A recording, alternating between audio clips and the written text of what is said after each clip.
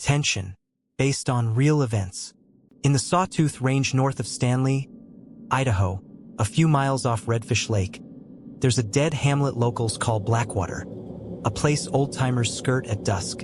They say the old things wake there after sundown, roused by a broken taboo.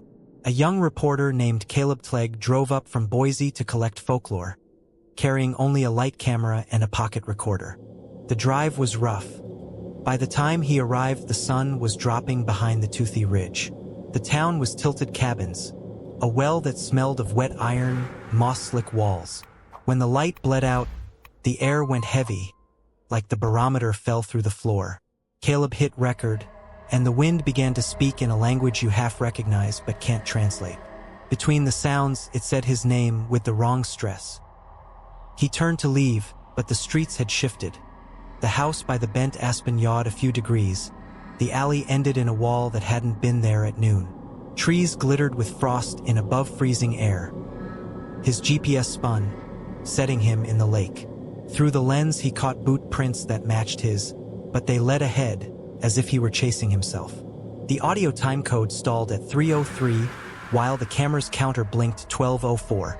In one frame, the school sign read backward, like a mirror. His last recorder clip is close breathing and a sentence spoken in two voices at once. "They want to be forgotten. Don't say us." Then a low scrape, like a stone dragged along a wall, and something long whispering over floorboards. After that, Caleb was gone. The search party found his tripod, the camera with 3 seconds sliding across a wall, a black river stone warm in the cold, and tracks circling a foundation that ended in air. Old folks in Stanley say, "Don't speak Blackwater after dark." The town feeds on its own name. If you end up there, avoid mirrors, don't count your steps, pack your ears with cotton, and when the wind answers in a nearly familiar tongue, do not answer back. If your clock snags at 3:03, leave quietly and don't turn around. At night, the windows in Blackwater look back, and what answers remembers your voice. Next scary story.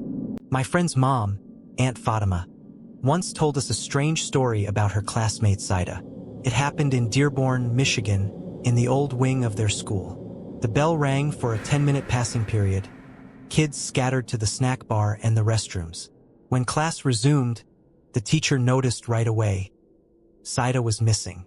The girls searched the hall, bathrooms, stairwells, nothing. Only the old exterior door to the service yard remained. Outside the glass, fresh snow with no footprints. Then, from the vent, a whisper. "I'm here. They won't let me out." No one was there, just cold spilling from the crack like breath. "Who are they?" someone asked. Saida lifted wet eyes. "You can't see them. They're right beside me. They're holding my hand." The corridor light flickered and froze at 3:03, and 5 oval prints bloomed on the inside of the glass, as if a palm pressed from the wrong side of the world. Later that winter, some boys went sledding in the woods behind the school and found a snow hump near a culvert. They tossed a snowball, it moved. Under the drift lay Saida. Blue lips, lashes rimed with frost. Fine thread-like lines banded her wrist, and around her lay a ring of tiny tracks, like children's prints alternating with crescents, as if something had been walking backward. Saida opened her eyes and whispered, "They walked me out during the short bell. They like it when the clock gets stuck in between." They carried her to the nurse, packed her in warmth. Saida began praying more, visiting the mosque on Ford Road, and said the whispering faded. But no one leaves that service door propped anymore. At 3:03, there are 3 polite knocks, and the trophy case fogs from the inside with her name scrawled backward, a DIAS. Now the door is chained, the threshold heaped with salt.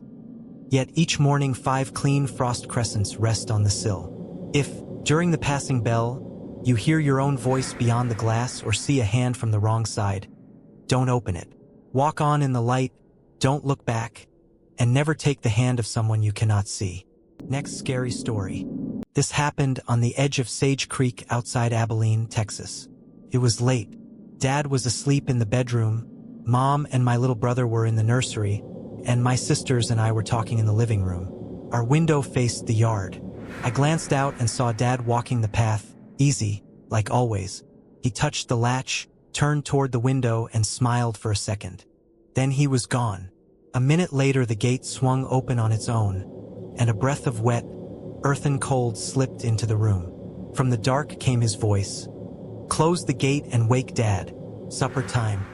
We looked at each other. One sister frowned. He said Dad. Like it wasn't him. On the microwave clock 3:03 blinked and wouldn't advance, though seconds should have. We checked the bedroom. Dad lay there in a green t-shirt, not the one we'd just seen outside. He grumbled, half asleep. "I'm right here. Knock it off."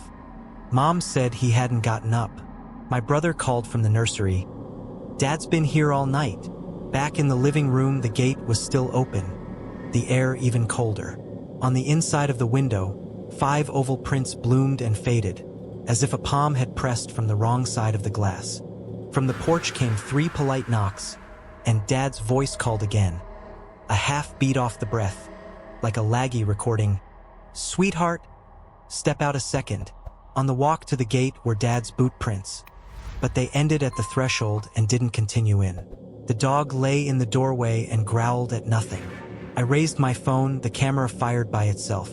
In the photo, a figure stood in the yard with Dad's shape, but the shadow leaned toward the moon, and the smile had no lines around the eyes. Since that night, we stay away from the windows after midnight and don't answer when someone outside uses a loved one's voice. Sometimes, passing the glass, I think, what if it's pretending again? If the clock suddenly sticks at 3:03, the air smells like wet iron, and the door gets 3 even taps, we lock the gate, slide the bolt, and don't say any names. Whatever that is out there knows how he walks, how he looks, how he smiles, and it's waiting for us to come out on our own. Thanks for watching until the next scary stories.